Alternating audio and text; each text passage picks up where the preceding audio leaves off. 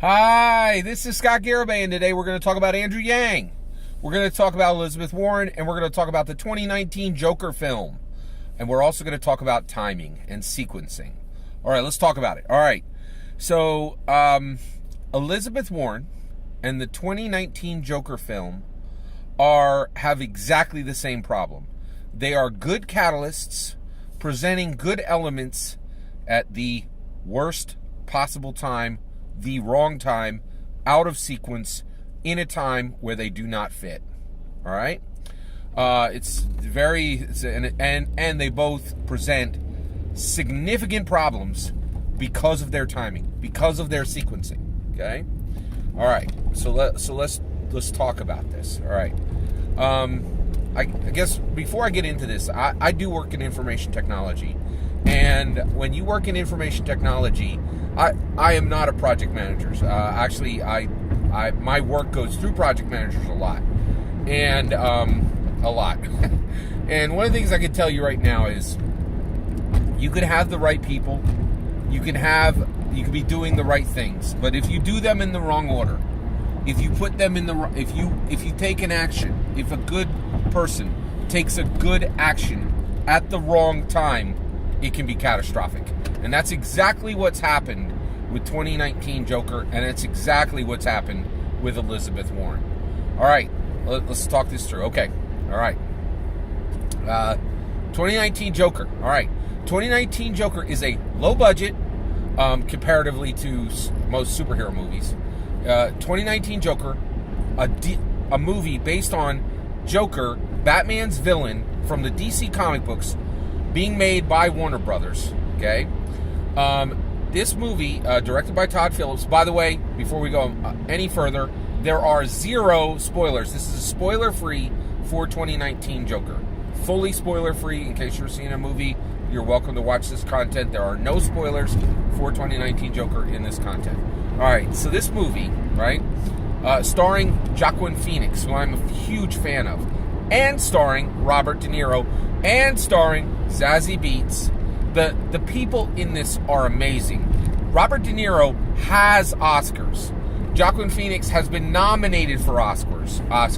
Zazie Beetz deserves an Oscar for specifically for, I would say, for High Flying Bird. Anyway, all right. The acting. Okay. Let me not go any further here. I appreciate your patience. I'm gonna get all the way there for this one. I'm really kind of excited about this topic. All right, here's the thing. So one, I have not seen 2019 Joker. However, I have watched 3 spoiler reviews for this movie. I've watched the spoiler review by Jeremy Jahns, spoiler review by Grace Randolph. I've watched the regular review by Chris Stuckman, and I've also watched another spoiler review. Right, so I know everything that happens in this film. Right. All right, now, here's the thing. I have an incredible amount of interest in the 2019 Joker, and I desperately want to go see that movie, but I cannot, right? You know what? I'm getting my sequencing out of turn here. Let me finish explaining what 2019 Joker is. It is a low-budget art house experiment, okay? It is using a superhero villain, right? But it is a low-budget art house movie. It is not a superhero movie, okay? This movie talks about wealth, skirmish, and revolution, right? Grace Randolph and Jeremy Jahns both talked about this movie, raved about this movie, said it was a fantastic movie, and said that it raised very compelling questions about very important topics, that the acting was absolutely amazing in it, and Grace Randolph even said that she's desperately awaiting the sequel for this movie. They raved about it, okay? Now, why can I desperately want to see this movie, but I can't. I cannot see this movie. I cannot allow myself to see this movie. Why? Why can J. Scott Garibay not see a 2019 movie about a superhero villain? There should be no reason, right? Well, here's why, okay? I care very, very deeply about comic books, all right? It's one of my main... 3 of my 4 children are named after X-Men. Right, like, not kidding. That's not a joke, right? I care very deeply about comic books. I bought my first comic book when I lived in Wisconsin. I think I was about 8 or 9 years old. It cost about 60 cents. Like, I have a very nice collection of comic books. Some very expensive comic books have passed through my hands. I'm a dyed-in-the-wool comic book fan, right? And I am upset by what has happened to every DC character with how they were treated by Warner Brothers in the DC cinematic universe, okay? Except Wonder Woman and Aquaman. I think they were handled well, right? But the ones I care about, right? I do care about Wonder Woman. They got that one right. It's awesome. Okay. I care very deeply about Batman, right? I don't have any tattoos. I have no tattoos, right? And I don't have any plans to get any tattoos during my life. But Batman is tattooed on my soul, right? I am so down with Batman. The only person cooler than Batman in J. Scott Garabay's mind right now is Andrew Yang, right? I love Batman, right? And Joker's Batman's villain, right? Okay? So, and I am deeply upset by what's happened to Batman. There has not been a decent Batman film since Nolan stopped creating Batman films. Heath Ledger essentially had to die to win an Oscar and be the first to make, getting an Oscar for a superhero movie cost us Heath Ledger, right? Like, this is deep in the weeds, right? This is like serious time, right? And it's we haven't had a decent Batman movie or a decent Superman movie since Nolan stopped creating films, right? And DC it seems like they have tried time and time again to make every single Batman or Superman movie, or any movie that had Batman or Superman in it, worse than the last one. It's like they labored at this, right? And it's deeply upsetting to me, right? So, when you, DC and Warner Brothers, come out and say, hey, Scott Garibay, we know that we've taken your favorite characters and dipped them in fecal matter, right? And we know that we've horribly abused these characters that you care deeply about. But listen, we have this low-budget art house experiment. I can't go see your low-budget art house experiment and reward you for this nonsense, right? For if you can't get the regular movies on rails, right? Like, I'm looking for a real Batman movie, a real Superman movie, a real Justice League movie, right? And I'm not going to go see your low-budget art house experiment when you refuse to make a decent film for the actual characters in the actual mode of an actual superhero movie. I cannot allow myself to give you money and reward this utter distraction, right? And that's what 2019 Joker is. It is an offense to any real comic book movie, to any real comic book fan. It is a comic movie that features Batman's greatest villain, right? And Batman is nowhere in the film, right? It is a comic book movie that has been made by, look at the director's comments, look at the producer's comments, look at Mark Maron's comments. The people who make this movie absolutely detest comic books. They do. Like, that's super clear.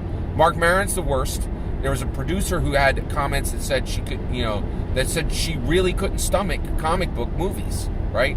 And even Todd Phillips himself, if you look at the structure of this film, and like Thomas Wayne in the, you know what? No spoilers. Sorry, I'll back that out.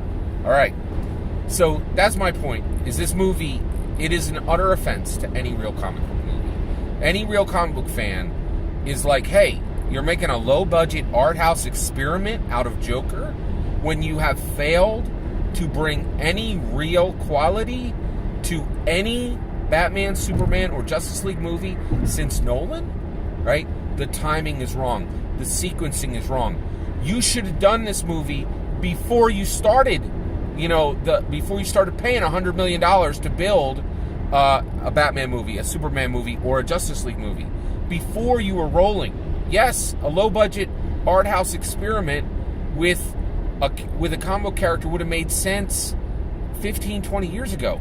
It would also make sense 10 or 15 years from now when you had fixed your problem and even were able to achieve a third of what the MCU has been able to achieve, right?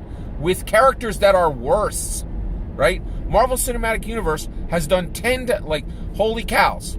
Marvel Cinematic Universe is making better movies with a talking raccoon than Warner Brothers can make with the most compelling character in comic books, Batman, right? It is so upsetting, okay?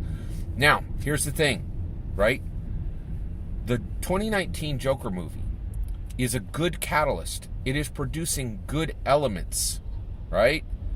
But it is at the wrong time. It is at the wrong time. And that's if you cook, right? If you knit, if you do anything that uses sequencing, you know that a good thing done at the wrong time can ruin everything, right? And that's exactly where we are with Elizabeth Warren. Let's talk about Elizabeth Warren. Okay. Elizabeth Warren is a good politician. She is very skilled, right? She has served this nation, right?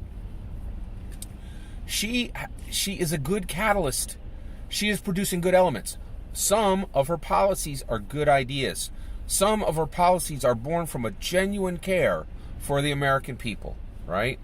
And she has worked incredibly hard to plan for many of the problems that America faces.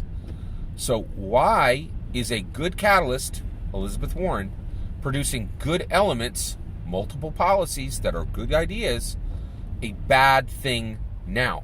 Because of the timing. Because of the timing. Because of the timing. We cannot forget 2016. Here's the issue, okay? Elizabeth Warren is super intelligent, exactly like Hillary Clinton, okay? She is civic-minded, exactly like Hillary Clinton.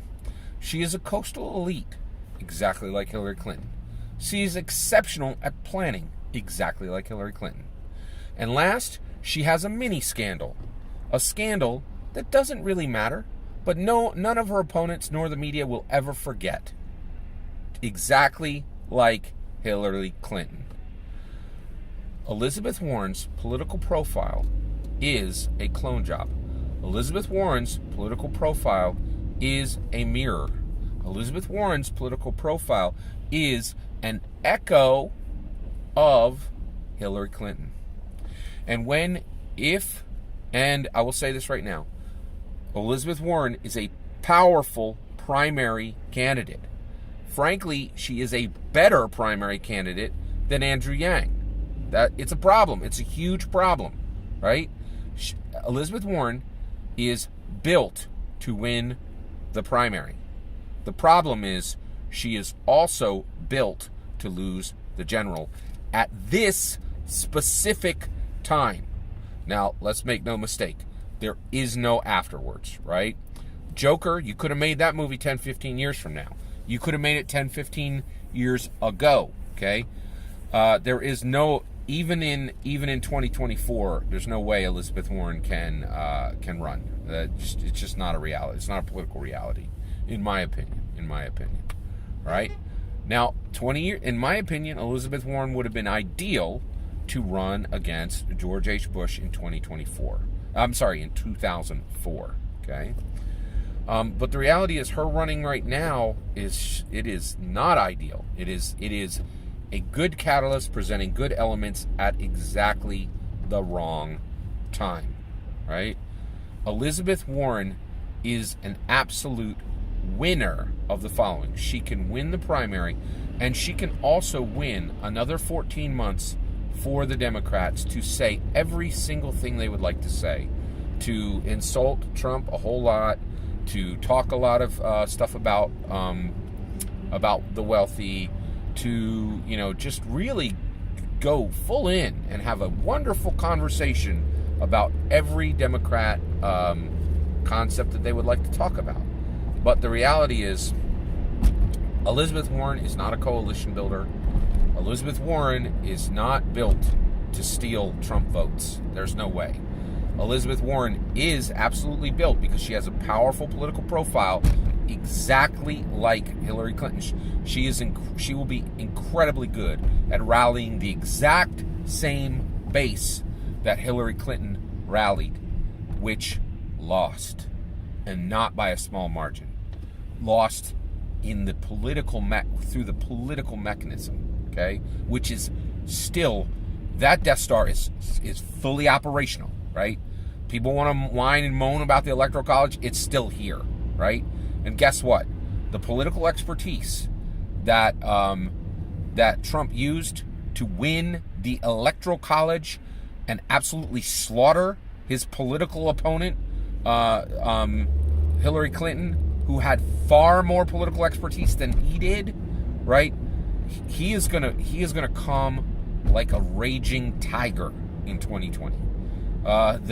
The force and momentum that Hillary Clinton was not able to stave off in 2016 will be 10 times worse in 2020. So the issue is, Elizabeth Warren cannot build coalition, and she cannot, in my opinion, distinguish herself from the person who ran 4 years ago that her political profile 100% mirrors. So the reality is, 2019 Joker is a good catalyst with good elements being presented at the wrong time, right? And I, for one, am not going to go see 2019 Joker. I refuse to reward the Warner Brothers for doing a low-budget art house experiment and refusing to work on actual comic book movies with the best characters in comic books, right? Now, I think every single Democrat voter out there needs to refuse to vote for Elizabeth Warren in the primary.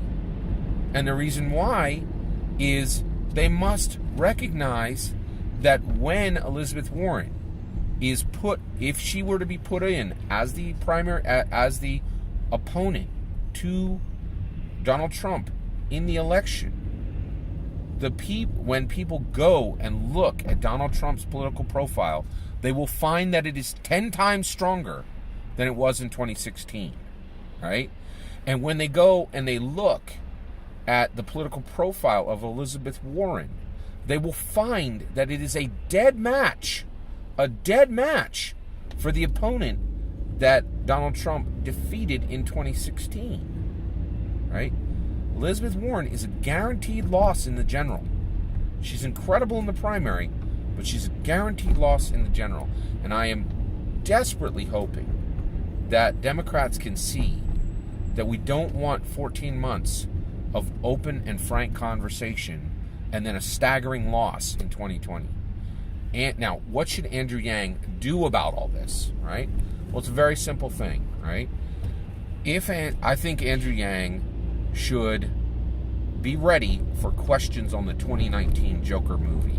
I think there are multiple things which could thrust the 2019 Joker movie back into the should thrust the 2019 Joker movie back into the media's attention after its movie release is done, right? And when that happens, I think that Andrew Yang should talk about the 2019 Joker movie as a proxy for what he actually thinks about Elizabeth Warren. The smart people in the media will get it. The smart voters will get it. I think it's a good tack. I really feel I'm incredibly worried about Elizabeth Warren. She is an amazing primary candidate, an absolute deadlock loser in the general election. And frankly, Andrew Yang is close to the opposite. Andrew Yang is doing what he needs to fix his problems so he can win the primary election, right? But Elizabeth Warren has fast emerged as his only true opponent in this primary candidate race. His only true opponent. And the reality is, Andrew Yang is a deadlock victory over Donald Trump. Donald Trump already said it himself. He said, I don't lose an ounce of sleep over beating any of these politicians, but somebody who comes out of left field that nobody expected, and that's exactly what Andrew Yang is. Andrew Yang is a struggling primary candidate and a deadlock victory against Trump. Elizabeth Warren is a very, very, very strong primary candidate and a deadlock loss against Trump in 2020. I am asking every Democrat voter out there, please recognize this. Please recognize this. It can be challenging to see, right? But I truly believe 2019 Joker, a good catalyst presenting good elements at the wrong time. Elizabeth Warren, a good catalyst presenting good elements at the wrong time. All that's my opinion. I'd love to hear your opinion. Please let me know in the comments below. Please consider liking and subscribing, and have a wonderful millennium.